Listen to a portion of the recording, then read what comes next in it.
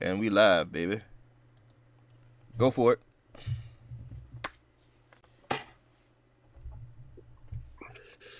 Ladies and gentlemen, boys and girls, that technicolor rain between it's your boy Trey Prop. It's your boy Wick and Herb. It's your boy, the petty producer.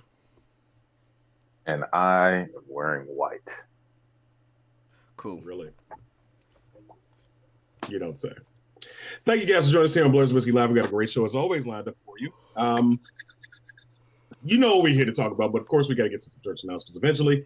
First things first, what are you guys drinking? I am, of course, still enjoying the Terramana, and I've decided to get a V8 Splash Strawberry Kiwi, and that's what I mixed together for my tasty beverage. Corona. I'm broke.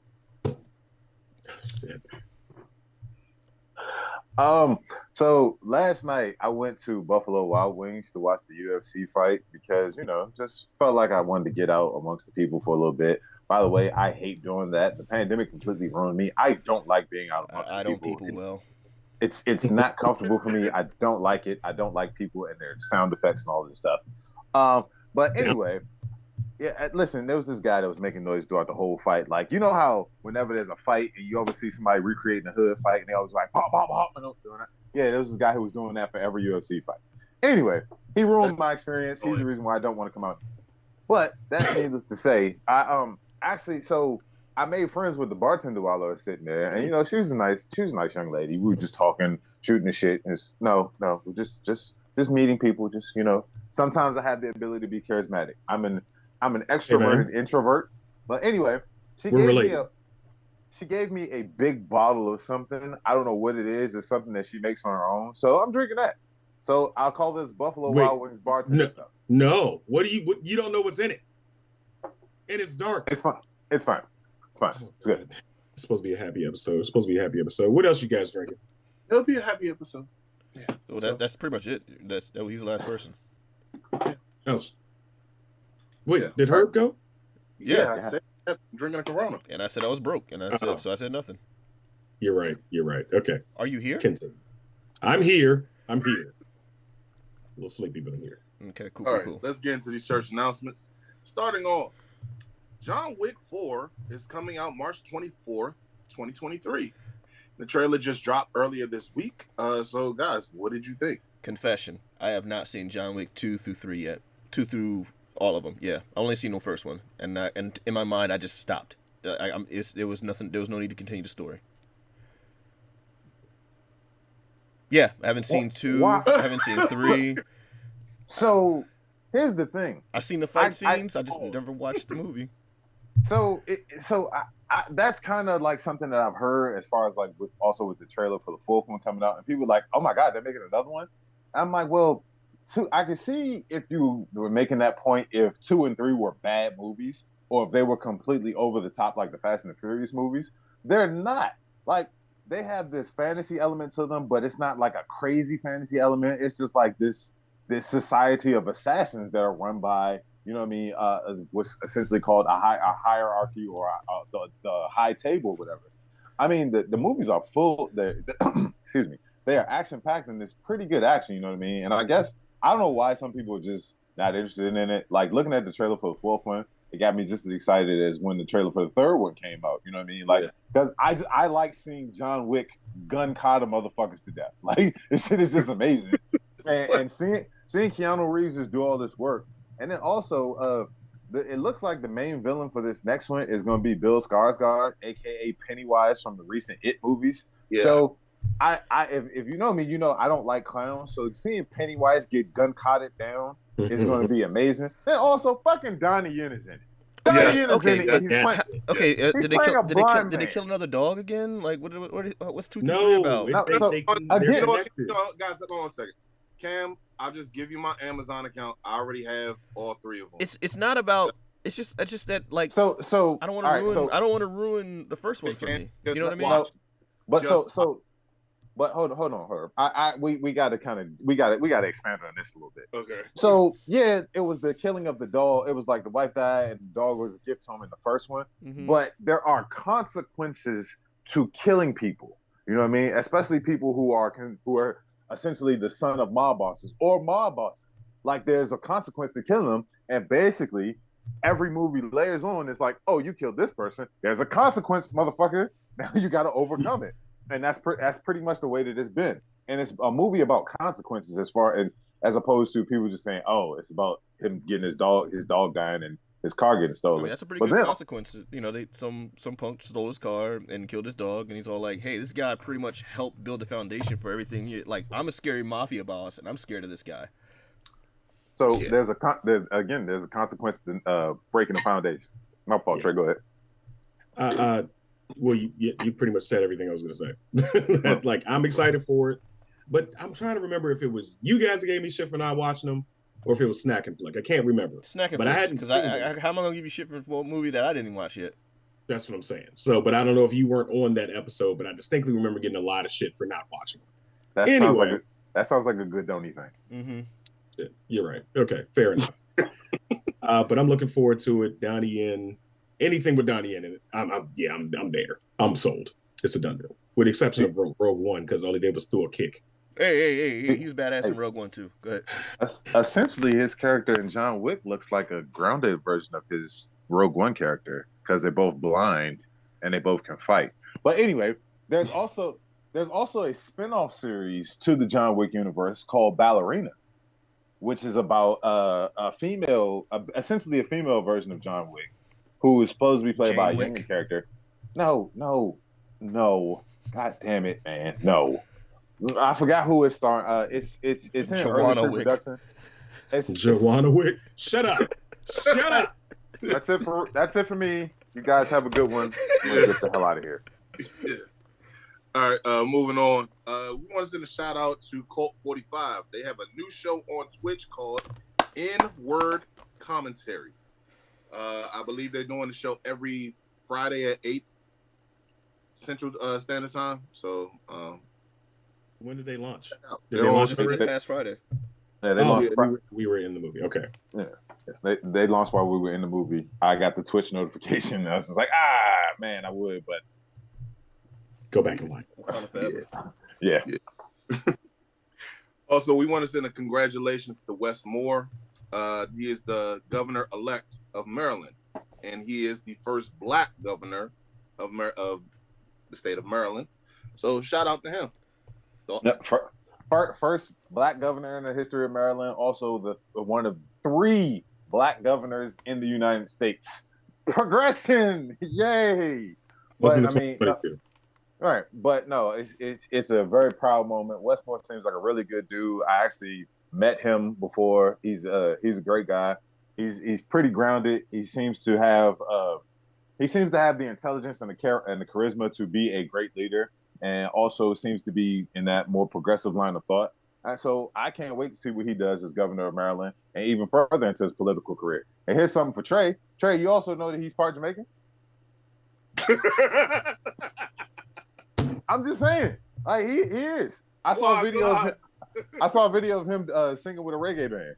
And he was actually killing it. So damn it. Anyway, what else you got, Herb? Snoop Dogg is making a biopic, and it's in the work with Universal. Alan Hughes of the Hughes Brothers, for those of y'all who don't know, movies such as Menace to Society.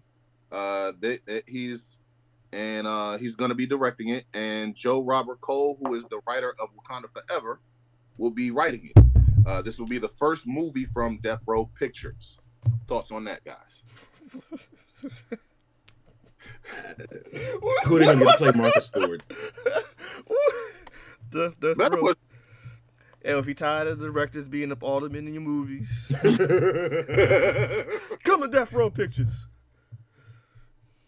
When the fuck did Death Row Pictures get started? Did this happen when Snoop? So Snoop buys Death Row and and everything that goes with it, and then forms a movie house. Is he going like? Is he going? Are we gonna have Bones 2 from Death Row Pictures? Right. Are they gonna start the Boneyverse? Like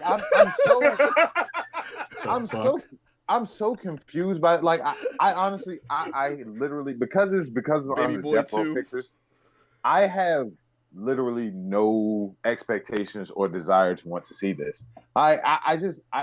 It doesn't interest me. So It really, really doesn't. So here's something that y'all don't have to realize though, especially with the death row pictures in a Snoop biopic. There's a generation of people who did not realize that Snoop was on trial for murder. Yeah. Yeah. They only know him as the guy who was just on the commercial with Martha Stewart. Yeah. Like he had a hot top fade at one point. What? Yeah. Yeah. Imagine that. There are kids that don't know he raps. Yeah. Like they think he's a Instagram influencer or a Twitch streamer. Yeah. Like they have no idea of Snoop Dogg's musical lineage. I guess that's why you put this movie out and do that. Yeah, But also at the same time, no. You remember there was an episode of Boondocks where he was all like, when I was growing up, my favorite rapper was Ice Cube, the guy who does family movies. Yeah, that's Snoop to a lot of people now. Oh, I mean, hey, It's depressing and stupid. I don't want to see it. Moving on. Wow. Moving forward, we at Blerds and Whiskey want to send our condolences to the to Kevin Conroy's family.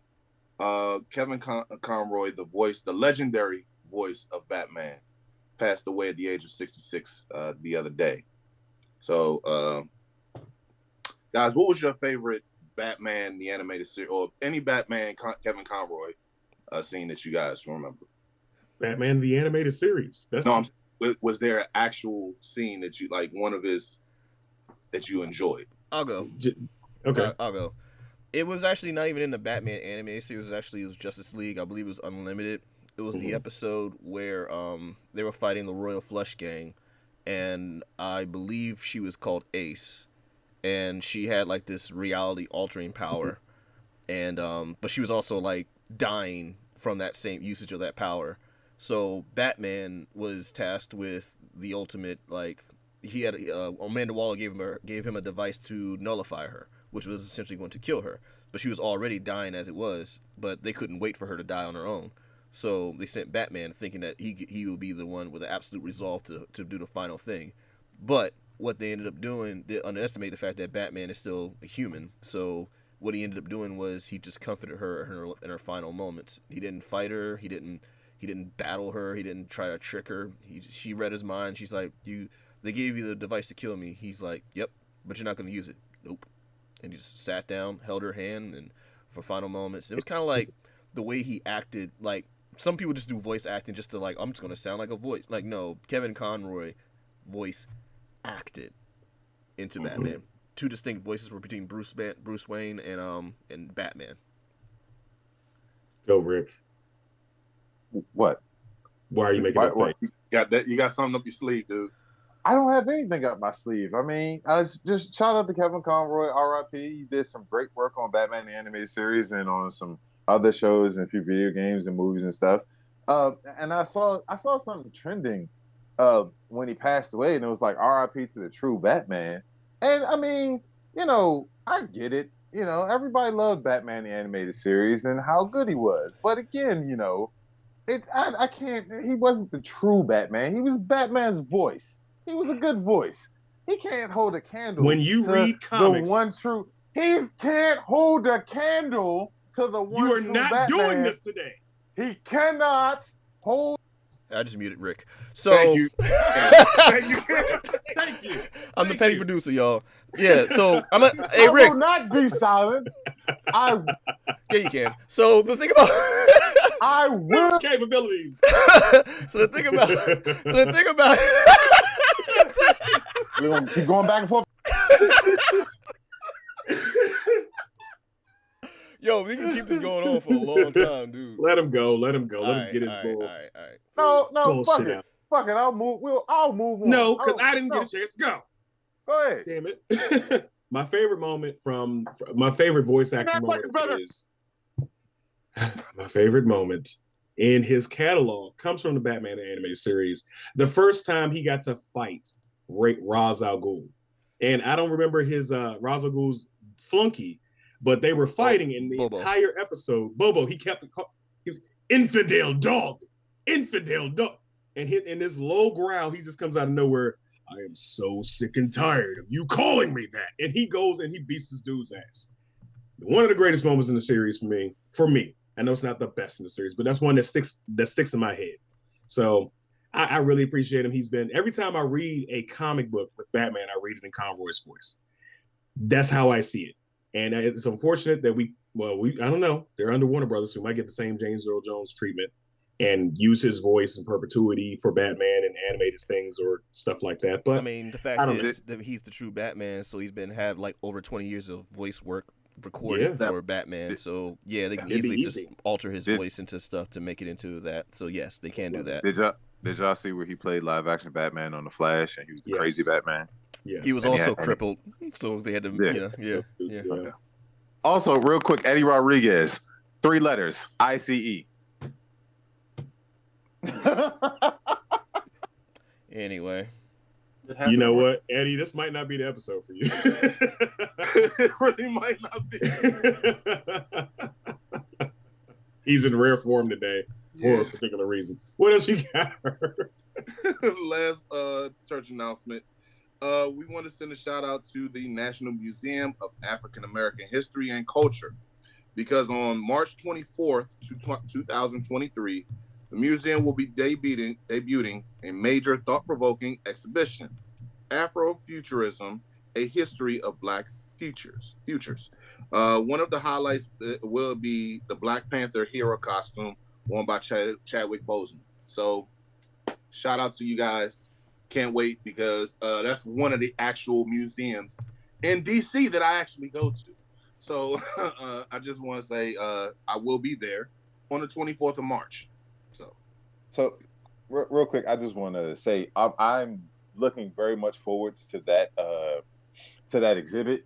You know what I mean? Like, I want to see what other, as opposed to, I want to see how that. So the centerpiece is going to be Chad's costume from Black Panther, but I want to see how they build around that. I want to see how much further they go into it, how they expand upon it. You know what I mean? Because Afrofuturism is a concept that is unfamiliar to a lot of people. You know what I mean? So I want to see how the technology is advanced and boasted up. I would like to see how much deeper things go with that. You know what I mean? I'm very much encouraged and looking forward to that. So I'm kind of very much excited for that exhibit. Yeah. Fellas. I've never been to that particular museum. So that's You go.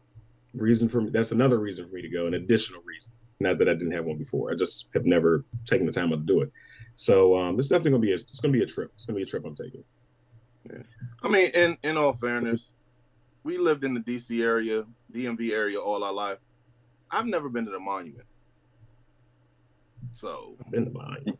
I've never on a field trip. On a field trip, you never went to the monument? Nope. Damn. So What's his name? Spider-Man's been to the monument. You ain't even touched the monument. Like, He's dang, British. Man. Yeah, he's British, man. I got a question. I mean, so this is, I've taken field trips. I've been a part of things like that, but living here is kind of something where you take it for granted.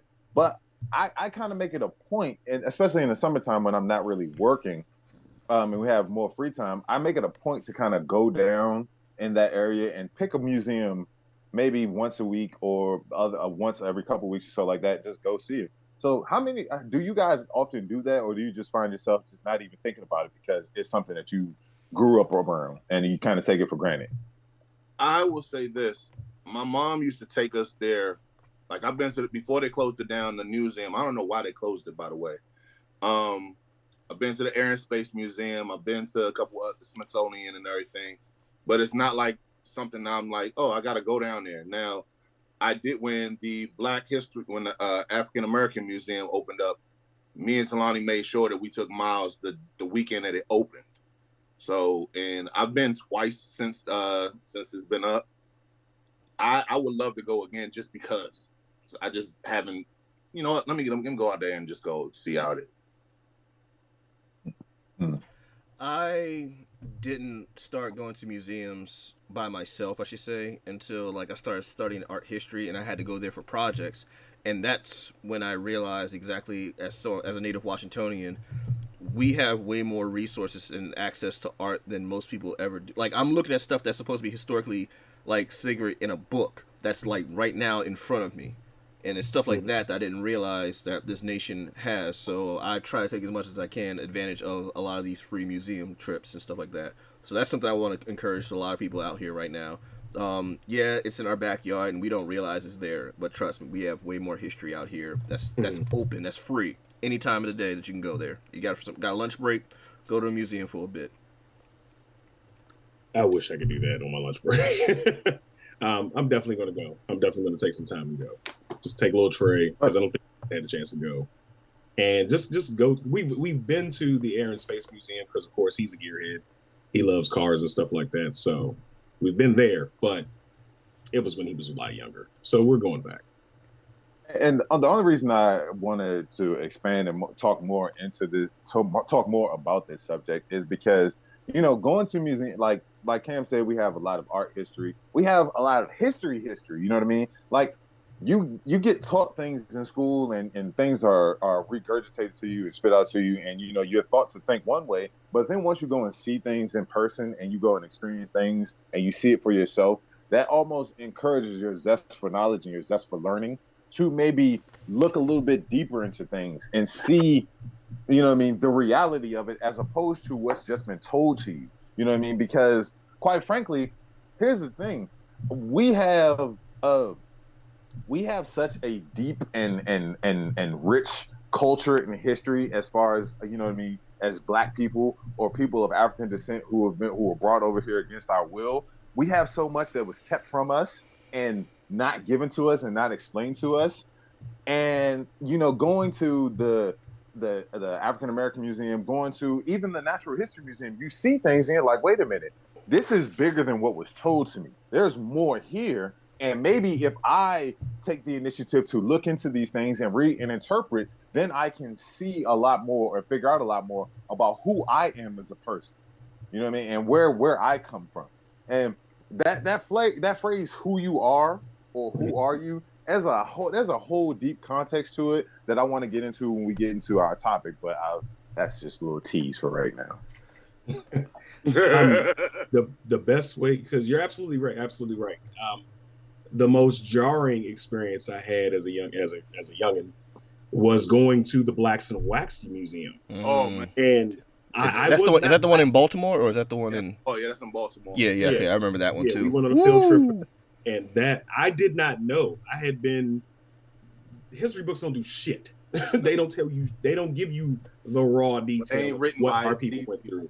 Exactly. So going into that, if you go into that, fuck everybody out there, Black, white, or otherwise, you need to go see with the horrors, and you need to see how visceral this stuff is, because we had to get permission to go into that basement. The basement of the Blacks and Wax Museum shows you in graphic detail exactly what has happened to our people in the past, and in some cases are still happening to this day. So that, especially Tennessee. Yeah. Yes, I didn't know, and I didn't understand. I think I was maybe 10, and then that's when it just shaped it. It just put it in perspective for me. Like, they really did not value our lives. They really didn't value our existence. They really didn't look at us as anything than fucking cattle. They to this day. They still don't, because I'm sorry, Herb. I didn't mean to cut you off, but I was going to say they still don't, because you got to look at Louisiana. Louisiana voted to keep slavery in play in there, and this isn't like an older. No. Didn't they lose that one? No, it was it was in a ballot. It was in a ballot. Tennessee just finished it. Okay. I think Louisiana is still going. Louisiana, it was on the ballot in 5 different states. Louisiana was the only one that kept it. So they had to vote for the shit. Yeah. Think about that in 2022. Yeah. This past Tuesday, a state was voting to keep slavery. No, you sitting there, doing grocery shopping, look at your neighbors like, what did you do? Like, was it you? Hey, can you imagine sitting in the break room at work, and like everybody's there at lunch, and you just sitting there eating your ham and cheese, and looking around like, which one of you motherfuckers voted? and it wasn't like a landslide victory either. It was pretty fucking close. Neck and neck. Yeah. But we have too many situations where it's a neck and neck vote on some shit that should be easy. It shouldn't even be fucking there. But that's why it's important to vote. Get out there and be that additional number to help push that fucking needle in the right fucking direction. Because otherwise, if we sit there and we're complacent and we don't do anything, we're just accepting it for what it is and hoping that things change, it won't. It fucking won't. It'll get worse. So hopefully everybody out there did their due diligence. Go ahead, Cam. No, Rick was about to go. I was about to try to do a second. Nah, my bad. I was just gonna say, Georgia, please, go and vote in the runoff election, please. No Herschel Walker, please. Dirty nigga. Yeah, there ain't no segue for this one. So this past weekend was the. So hold on, I got a special font for everybody. So spoiler alert for everyone before we get into the next topic. We're gonna do character week, and then we're gonna get into this topic that everyone's been saying. So just letting you know right now, spoiler alert. If you have not seen Black Panther 2: Wakanda Forever, just letting you know there's gonna be a spoiler alert. We're going to talk about this movie in depth. Now, before we start that though, we will run this character of the week. So let's go ahead and roll that beautiful bean footage.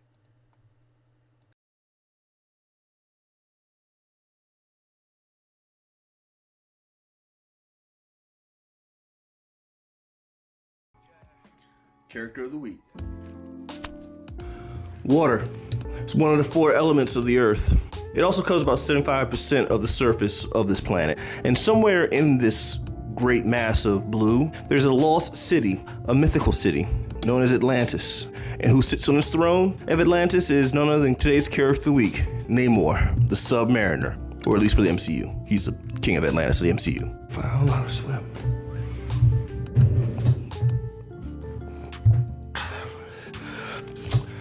Yeah, so, Namor, the Submariner. He is a hybrid of both man and Atlantean. His father was a sea captain, and his mother was a princess of Atlantis. The sea captain's ship was stuck on an expedition. It was stuck in the Antarctic in a chunk of ice. So, set off detonation chargers, explosions, little minor explosions to break up the ice that they were stuck in. What ended up happening is pieces of those debris from the ice and the explosions fell down and damaged the city of Atlantis. Seen as an attack, the king at the time tried to send an army up to see what was going on to investigate. What ended up happening is his princess decided to, rather than endanger the lives of her people, she went up herself. She was immediately captured by the ship's captain and the crew. One look at this blue woman, and Leonard Mackenzie instantly fell in love. She too fell in love with this pink-skinned, fleshy man. She couldn't understand English, he couldn't understand what she was saying, but they made passionate love and got married within a few days.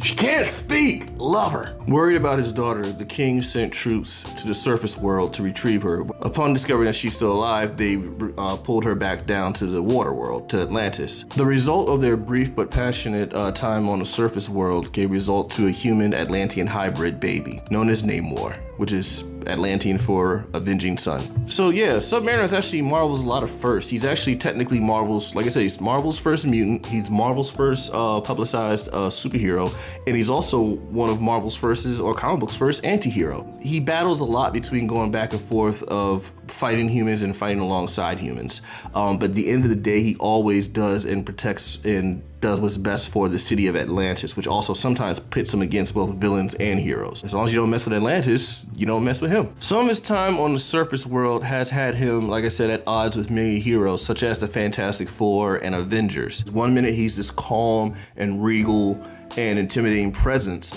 and then sometimes he is this outburst of rage and righteous fury.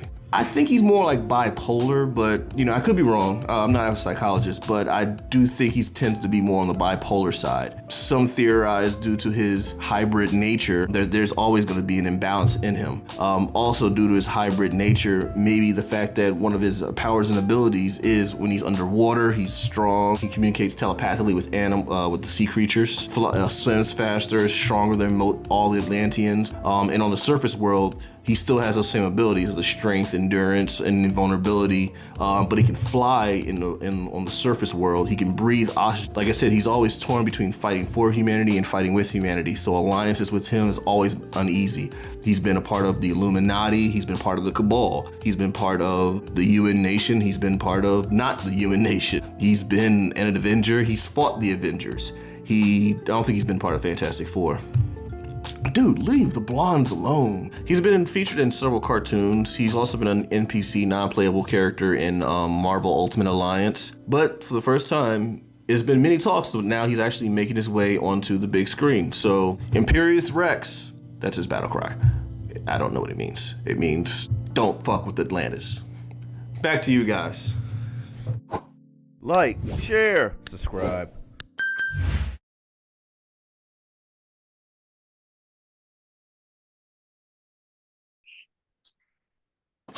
All right. So, once again, spoiler alert, and spoiler alert. We will be talking about Black Panther. If you haven't seen it, I don't know what else to tell you. Oh, by the way, hey y'all. Your own fault. I'm sorry, Rita. What'd you say? I said, by the way, hey y'all. Welcome back, Rita. Welcome. So, Trey. So let's go ahead and get into it, man. Okay, so Black Panther: Wakanda Forever was released on Friday. Of course, Thursday technically, because people got to see it early. We, the Blerds and Whiskey team, took time out of our day, of course, to go watch this.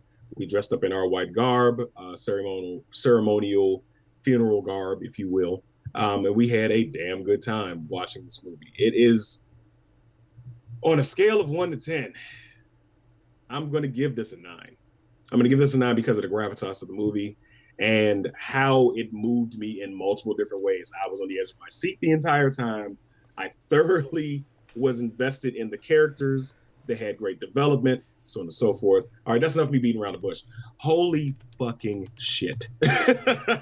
we got, it was so much. It was so much. So Namor stole the show. Queen Ramonda is the fucking MVP of this movie. Like every scene, Angela Bassett is giving you 110%. She is making you feel like she's talking like a fucking queen. And I don't often say that, but wait, what? Oh, she's a fucking queen. And when you see she's giving the line of, my entire family is gone. Like, yo, I'm it's going. Yeah. Mm-hmm. It's going. I'm feeling it. I feel this emotion. That's why I love this fucking. But yeah, well, before we get into the spoiler portion, what do you guys think? What are your thoughts and feelings about the actual movie itself? Okay. So yes, it's a tearjerker. And they didn't waste time with that. It had enough action in it. It was really good, really great putting it together. I thoroughly enjoyed the fact that this Marvel movie took itself seriously. The last few Marvel movies, not saying that they were bad or anything, but it was laughy, jokey, and everything like that. But nigga, they were bad. They were bad. It's okay. I'm not. Well, okay. Well, it took itself serious to the point to where it was just like, damn, I'm on the edge of my seat. I'm crying.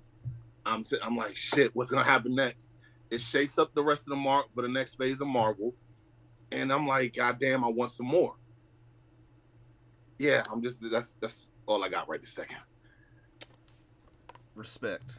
That is the key thing that I got from the movie as far as what I'm gonna take from it is respect. Respect to the audience, respect to the source material, respect to the actors, and respect to Chadwick.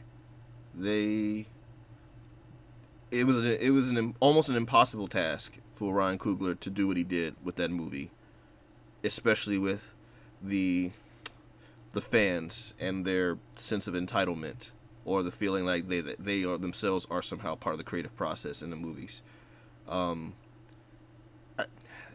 Respect is just basically the key word that I got out of it. Like, respect to everybody, respect to the craft that they worked with. Angela Bassett was channeling her inner "What's Love Got to Do with Its Shoulders" in that movie. Yeah, she ain't skip Upper Body Day. Like, and she gave shades of what Storm would have been if she was cast back in the 90s as well. Yeah, true. I'm good. Are you still going? No, I'm good. I just want to say, from all of the hiccups that this movie had, right, from the writing of the script to having to rewrite the script after Chadwick died, to COVID to Letitia Wright getting injured to having to change the timelines because other movies now are coming out ahead of that movie. I want to say even with all of those like adversities and all of those hurdles, they still managed to make a freaking amazing movie. And so a lot of people felt like the movie was maybe longer than it should have been. I felt like it was perfect because you can't convey the emotion that they wanted to convey in that storytelling if you did not have that dialogue. I think a lot of people, as far as Marvel movies, are always looking for action, and this movie has action, but you can't convey those emotions if you don't have dialogue.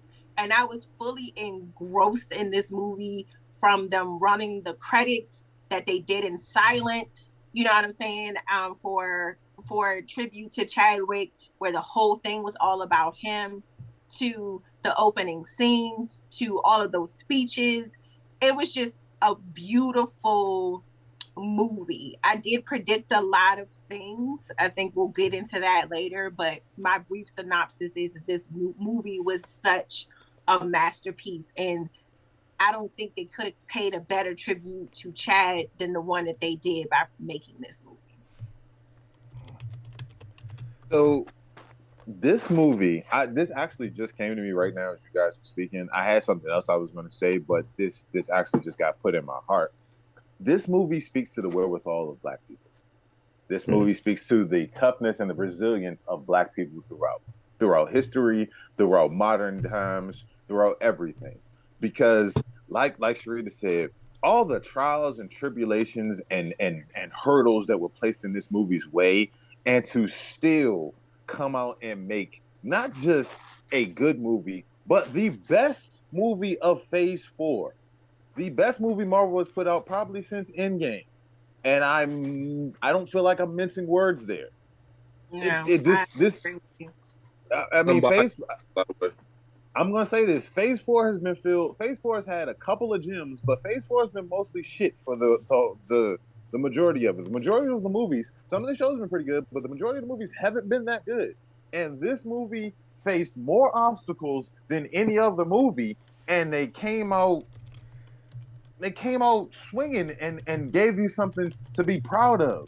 They gave you something to if you're someone who's dealt with a lot of trauma and who's someone who's dealt with a lot of loss, this movie helps you and will help push you past what it is that you've dealt with. And for them to have, and for Ryan Coogler and for this cast of, I mean, Winston Duke and Tina Quelcher did a great job with their characters, but this movie is mostly propped up on the shoulders of Black women, and it did a bang up fucking job. It did an amazing job, and it strikes on so many different emotional beats, man, and it just tells you that no matter, like, I keep thinking back to that first teaser trailer and the transition into the Kendrick Lamar's "We Gonna Be All Right," man. Yo. And it goes in seamlessly together. Especially when you see the movie, it fucking fits, and it just makes you feel so good. And you come out of it, and yes, there are some traumatic events. There's some very emotional beats, but also at the same time, you come in and you think, yeah, we are gonna be all right. Mm-hmm. Big facts. So Wakanda Forever debuted this past week, like we said earlier. Opening box office, 300 million out the break. Rotten Tomatoes score of 84%, and it's going to keep growing. We need to get this to 1 billion. I'm going to go see it again later today. 84% fresh and 95% audience score. So this damn thing is going to be a juggernaut for the duration of the year, in my opinion. The movies usually last about 3 months. Yeah, for the duration of the year, I'm right, because we got 2 more months left. So, like you said, yes, it does deal with a lot of grief. The movie was about grief and growth, and getting past things, not forgetting things, not leaving people in the past, but going on with your lives. Opening credits, silent, yes, and then we go directly into an explanation of what happens to Chadwick, what happens to T'Challa, and I'm already dropping tears.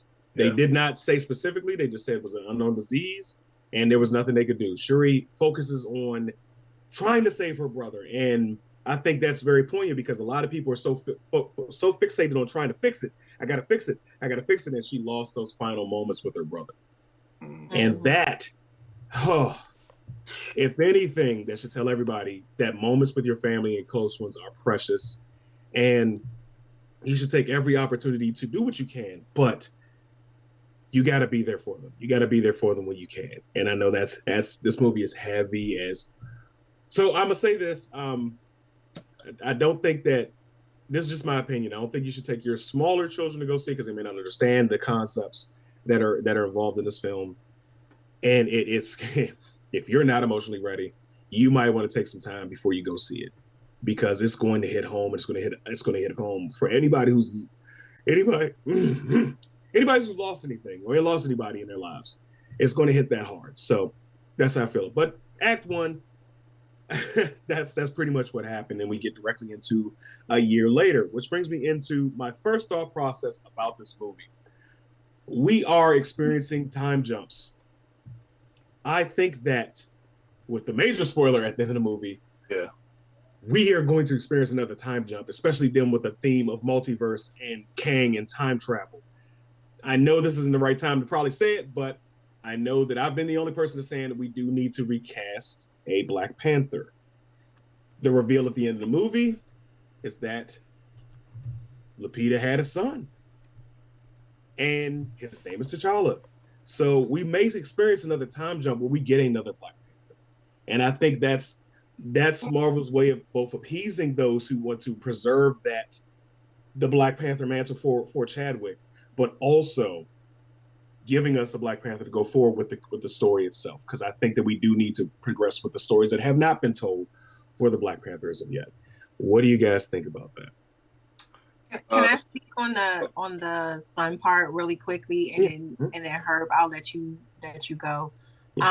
I think that is the best way to honor Chad's memory. It's like, okay, we're not replacing that T'Challa with a new T'Challa. We are literally passing the baton to his child. So I feel like that was probably the most honorable way to do it. It's like, okay, instead of recasting King T'Challa, the new Black Panther will literally be his child. So I feel like that's the best way to handle it based off of how they wrote this movie. I'm just looking at the fact that where he had the Black Panther powers when Lupita got pregnant, correct? Yeah. Yes. So is it a possibility that he could turn into a mutant later on? If they go in that route, yes. But that's not. So this sets a precedent. Another thing that happens inside the MCU. We had the first utterance of mutant as I am mutant. And Namor, canonically, is the first known mutant that they had until they started getting into different stuff. But he's originally known as the first known mutant. So, but his mutation isn't brought on genetically. It's brought on by imbibing a underwater version of the heart-shaped herb. So, what's up, Rick? Go ahead. Cam, go ahead. Say what you were going to say, and then I got it. Okay, so as far as MCU, technically the first words for mutant was Kamala. Yeah. Right. The other thing is that the correction of Namor, as I stated in the Character of the Week, is he's Marvel's first publicized mutant. He wasn't the first mutant of the Marvel of the MCU or Marvel Comics continuity, canonically or anything like that. He's just, when Marvel started creating comic book characters, he's technically the first mutant because he was born with that ability, as opposed to augmented human for that ability. Right. So you don't. I think that's why they showed the plant. I think that the MCU is trying to say that caused his mutation. So actually, in the movie, if you pay attention to when Namor is telling Shuri about his lineage and what happened, he was a mutant because his mother actually drank their version of the heart-shaped herb right before she gave birth to him, right? And then that's what Yeah, and that's what caused his mutation. You know what I mean? So they actually set the precedent for Toussaint, aka T'Challa's son, to be able to have that if they were to keep up with that writing. But also, there's a precedent against that because remember, T'Chaka would have passed that on to yes, I saw your comment, Genocide Circus. But T'Chaka would have passed that on to T'Challa when he got Queen Ramonda pregnant with T'Challa. You know what I mean? So we don't and Shuri by default. Yeah. Right. So we don't know. Like, there's precedent for either or. They can go whichever way, but we don't know. I will real quick, since you brought it up, I kind of want to get into that scene where Toussaint is revealed to us and to Shuri at the same time.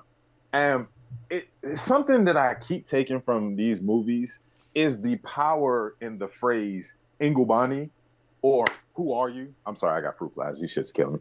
But I thought you were emphasizing. Thanks. No. Who are you? This one fruit fly is annoying the shit out of me. Like, it's like he wants to be on the conversation. But no, that phrase Ingubani, that shit is so powerful. You know what I mean? Like, think about it. When Killmonger showed up, he shows up with the body of Claw. He got this ring. You know what I mean? People are just like, "What's your name? What's your name? What's your name?" And he's telling me a name, but then the top doesn't get blown off that scene until the guy from the River Tribe, the spokesman for the River Tribe, stands up and says, Ingubani.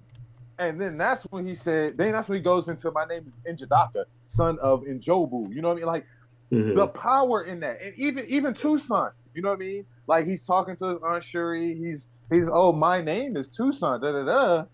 And he was like, I heard you're good at keeping secrets. And then Shuri says, Ingubani. And then it's, I am Prince T'Challa, son of King T'Challa. Like, the power of who are you as opposed to what is your name? Like, do y'all get that shit? That shit is so fucking strong. Like, that every time that shit gets me. You know what I mean? And it's just that's such a powerful fucking phrase.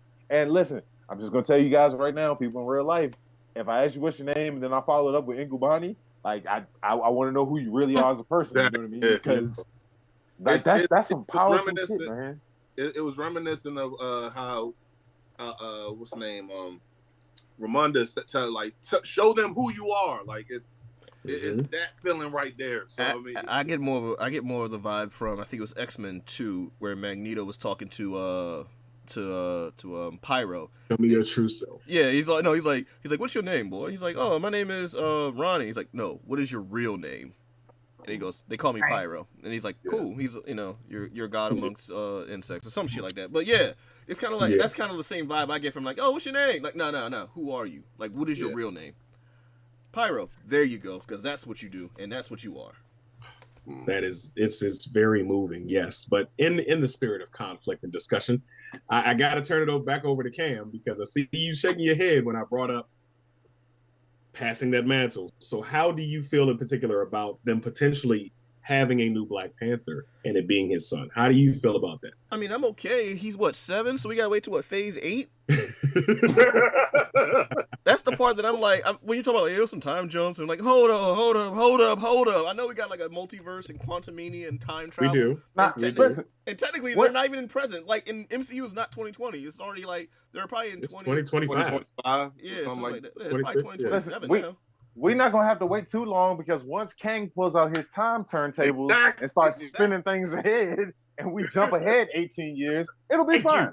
Everything will be good. Didn't we already have that in Moon Knight? No. That was just no. So they never explained it, but I'm just basically going off the fact that time around them didn't change.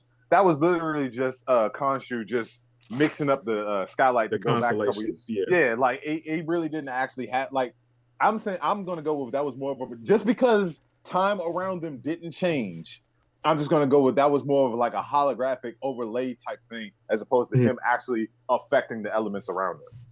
So and the reason why he got got an objective question really quick. This new T'Challa, baby T'Challa, he's gonna grow up, right?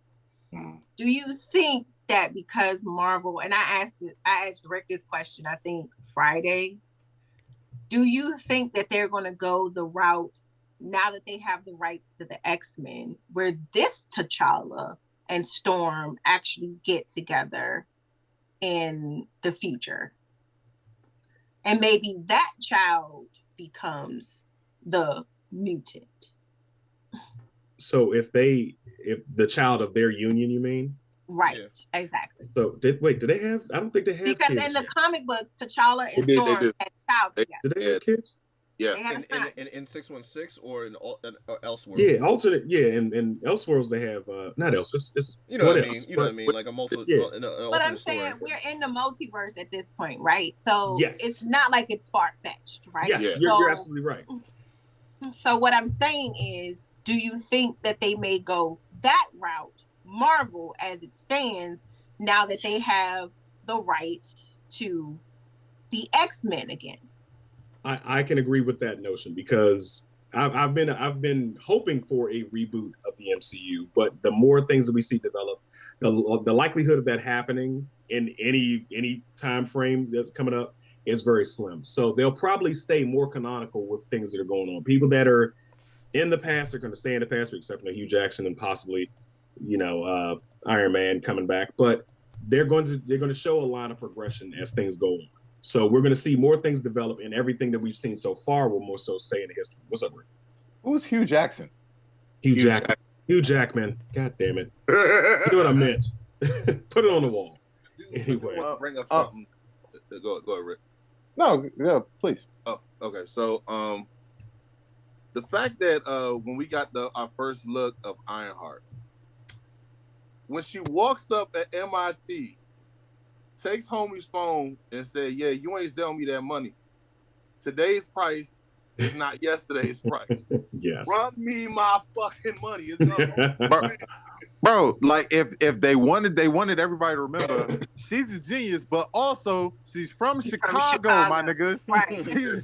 She's from the south side of Chicago. Don't play with me, white boy. Give me my motherfucking money. Yo, like the scene with them in her dorm room, and she's throwing speakers and they're like, "Oh, you think you're gonna take on the magical blue people with your heater? Have fun." Like, yo.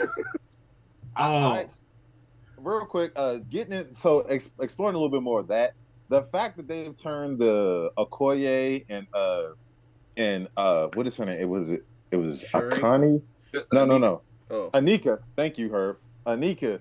I'm excited for the Okoye Disney Plus show now because now Okoye is in a Midnight Angel, and so again, spoiler. Yes, Okoye, Queen Ramonda, makes Okoye. She basically retires her as General of the Dora Milaje, right? Because she loses Hugh Jackson as Black Wolverine. Wow. She makes Silky Lettuce 87. Yeah, you don't want him to unsheath that claw. Yeah. So Okoye essentially loses Shuri and Riri in Boston. And Queen Ramonda, that's when she gives the whole "I am Queen of the most powerful nation" speech, because everybody was just like, well, Okoye turned her weapon on her husband. Bitch, I lost my husband and my son, and I still ain't fucking up the way that you just did. So, nah, you're going to give me this. You're no longer the general.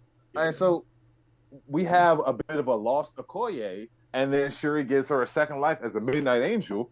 I'm very intrigued by that. But also, there's another angle to this movie. And I talked about this with Sharita. So there's a presence in this movie who has been in Captain America and the Winter Soldier, and she's also at the end of Black Widow.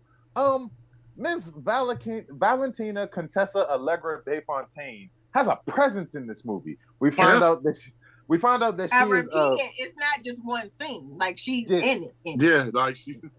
We find out that she is Ross's ex-wife. We also find out that she is the director of the CIA now. And essentially, what I gathered from this is that she wants to go to war with Wakanda because she wants all the vibranium weapons. And then I started to think more. So remember when we talked about the lineup for the Thunderbolts? I didn't agree with the going to war with Wakanda part. I don't think she wants to go to war with Wakanda, but I think she's going to go because it's going to look one way to the Wakandans, but that's not really what's going to happen. But that's my theory. So I just want to establish this real quick. So I was curious about the lineup of the Thunderbolts, and I was just like, what the fuck is this? They don't have nothing in common. But then I'm sitting here watching this movie, and I'm like, wait a minute. These are all mind-controlled super soldiers. No, and then there's no. I said that. Don't try to take credit. What's your point? Don't try to take credit. I said that. All right, yes, you said that. They're all mind-controlled super soldiers who are easily malleable and who can infiltrate this country. You know what I mean? Like it has real a feeling world, that like real world America. I feel like the Thunderbolts might be Black Panther 2.5. Because I feel like it's going to involve them trying to infiltrate Wakanda and kind of starting some type of conflict going back and forth. Which I said it built up to Namor's comment, right? That these people are going to go after the Wakandans. And he said the Wakandans are going to have to come to us as their ally. Remember? Mm-hmm. Yep. So that is setting up the Thunderbolts. That's literally what this movie did, whether you realize it or not. But that's what happened. So do y'all feel like that Wakanda kind of regrets opening their borders? Absolutely. Yeah. Absolutely. Because ever since that happened, ain't nothing but like bad shit that's been happening. It's the fact that what's the name, when Queen Ramonda had to go to the UN, and every single one of them motherfuckers walked up to her and was like, "Yeah, you supposed to go ahead and do. Well, you did this." She's like, "I got receipts." Oh, they speak French? Gee, where do they learn this language from, y'all? Hey, Minister of France, weren't you just trying to tell me that I didn't uphold my end of the bargain? Mm-hmm. And you tried to like rob us of vibranium with the You mercenaries? literally sent your Spec Ops soldiers to invade a outreach center. Yeah, and got your ass beat. Like, no, if fifth grade Captain America get his ass beat, what do you think you're fucking soldiers? Like? Come on now. Hey, Go ahead. no, I was gonna say, be prepared for him to have another shield bashing moment in Thunderbolts, because if they are going after Wakanda, remember that petty motherfucker has an axe to grind because of that one moment right there from Captain America and the Winter Soldier, where he got his ass served and he was like, "They're not even super soldiers." He's going to be very, very pissed, and now he does have super soldier serum in him.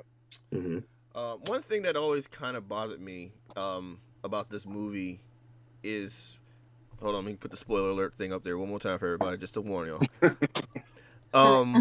When the Queen died, now call me crazy, but like, isn't there like, when there's no other like living relative, doesn't that automatically make the next living relative that particular monarch?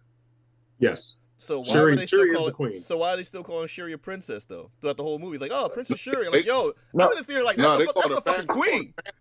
They called her Panther after that. So that's the significance of M'Baku showing up to Warrior Falls in her place. That's her turn. She doesn't. So if you notice throughout the movies, Shuri wants nothing to do with being as far as being royalty. Like she would rather be a scientist, and right now she would rather be the Black Panther. You know what I mean? She wants nothing to do with her royal lineage. So I think the M'Baku is going to be the new king of Wakanda going forward. And Yes. I think that was her stepping down and saying, I yield to this family to be the king, whatever. Because go ahead, Troy. I was going to say it's kind of like the Prime Minister and the Queen of England. So there are two different titles.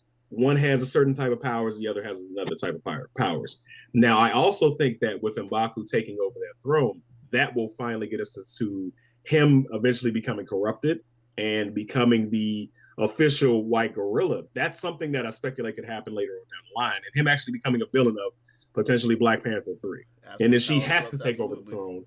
Exactly. Either she has to take over the throne, or young T'Challa comes back him for and throne. Challenges. Yes. Like then I'm so fucking happy about this.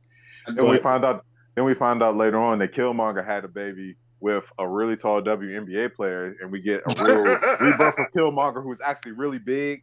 like the one. But I feel like Killmonger is, and I told you this Friday. I feel like Killmonger is going to find some type of way to come back from that ancestral plane. I just feel like it's going to happen. I don't know why. I just feel that happening. I mean, it's probably easier for them to pull him from another universe because so far from what we've seen, every Killmonger is evil. Like, there's no good Killmongers. Yeah, it is. But one thing I do is, y'all remember number one, I told, and TD could even tell you about this. I told her that shit, that this motherfucker's gonna show up in the ancestral plane. And he pops I said that too. Yeah. And the fact that, like, this arguably was the best scene of the movie, with Siri having her issues and her anger and her trauma coming out, and then it's like, dude, you brought me up because you said you was gonna burn up the whole entire world. Also, not to mention, I don't know about the best scene in the whole movie. No, I mean, I'm saying like listen. I mean, look, I felt that shit. The sweater that nigga was wearing was worth the price of my ticket alone. That nigga sweater was fucking amazing. Yeah, I was like, I need the prop department to hit me up real quick because I want that. So Jenna, probably the most. I feel like it was the most shocking scene for sure. I feel like that. Y'all remember me saying, "What the fuck?" I'm the last one in the theater. I'm pretty sure there was that scene was the most shocking. Of course, I will say that. I will give you that. I don't know about the best scene, but I do think that was probably one of the scenes not as many people saw coming. Like, I honestly saw, the queen potentially dying. I predicted that she was going to die. I had a feeling she was going to die. I had a feeling that T'Challa was going to have a son. I had a feeling about a whole lot of things. I had a feeling we might see Killmonger, but I didn't know we was going to see that nigga. Killmonger. He's been saying it for years. Let it go. I had a feeling that was going to happen, but yeah, I will say, like, when I saw it, and again, I apologize, Rick, because I probably punched him like 6 times when I probably seen him pop up on the screen because I was just like, oh shit. So I apologize, but yeah, it was definitely a shock value scene. I got it. I saw it, Cam. I saw it. I was gonna say ZS Nuts actually expanded on something that me and Rita were talking about Friday night. So we've noticed that all of these afterlives are actually other realms and planes. And what we're noticing also is that people are having this ability to get out of these other realms and planes. So this in Moon Knight. Like, fucking Mark Spector was dead. Mark Spector was dead. Thor 2. And Thor as well. Well, they didn't show nobody getting out, but I'm just saying in Moon Knight, Mark Spector got out of the afterlife and came back. You know what I mean? So maybe Killmonger could, like, right now he's the king, he's the ruler of an empty sovereign nation in the afterlife because he was there by himself. Like, he was ruling over a burnt down kingdom. Maybe he could cross paths with Bast. Maybe he can make an agreement with Sekhmet. Maybe he could find his way out of there and become the what's the shit they did bring up a lot of those ancient, what was the name of them? I can't think. I'm drawing a blank. Deities. Yeah. So it's possible. I'm sorry, the petty producer just gave us the international symbol for wrap this shit up. He tapped his wrist. real quick, because I got to shout this out because I was going to go down that road, but Genocide Circus says Killmonger is notorious for not staying dead in the comics, which I agree with you guys. He could come back, and I did not think so. I apologize for Friday night because I did discount that, not thinking about Moon Knight and that aspect of things with the resurrection of Mark Spector. So it's possible that we could have him come back, and I think that could play into a Black Panther 3 as well, with Killmonger finding his way back through another deity, more than likely Bast, because Bast is a very vain and arrogant god, and with M'Baku taking over, like, you got a monkey on my throne? The hell are you doing? And you're not gonna let this happen? I'm bringing somebody back. And also, what are Killmonger's last words? Bury me in the ocean with my ancestors. Who's in the ocean? Namor. Like, It's possible either or another option is that the CIA, who's led by her, I forgot her fucking name, Valerie, required his body. and has been working on bringing him back. Or it's endless possibilities that we can experience in the next couple of years. So I'm extremely excited for what's going to happen. They put Killmonger's brain in White Vision. Wow. Oh, all right. No, let's go. No. That shit. Fuck No. I ain't gonna lie. That was a thought process that kept doing through my head when they kept saying like, bury me in the ocean with my other ancestors that chose death over bondage. Mephisto deal. And I'm watching like all the Wakandans that are falling in the ocean. It's like, oh, they're going with the ancestors. I ain't gonna lie. I thought that too. Okay, Big Herb. Trey, go ahead and put the Discord links in the comment section. Because we ain't done talking about this shit, y'all. If you've seen it, come into the Discord. You know, there's a lot. Yeah, there's a lot we can also discuss. So let's go ahead and get this out the way so we can pay some bills, I feel y'all. like when we watch it a second time, we're gonna have more shit to say. Yes. We're gonna catch shit we didn't catch the first time. Speaking of more shit to say, though, let's go ahead and try to pay some of these bills. If you all trying to get this luxurious beer, go on blerdsandwhiskey.com. You can go on our promo page, look up Beer Struggle, use the promo code BLERDS1. And you can use that to take 15% off and get your beard combed. So maybe then you won't be going to the, your dead hair follicles on your face aren't in the ancestral plane. You can bring them back to life with some heart-shaped herb, and you can go ahead and get that beard, on the comeback. All right, y'all. Like, share, and subscribe. Big Herb, take us home. As always, up to it, down to it. Fuck those who don't do it. We do it because we used to it. Drink, motherfucker, drink. We out.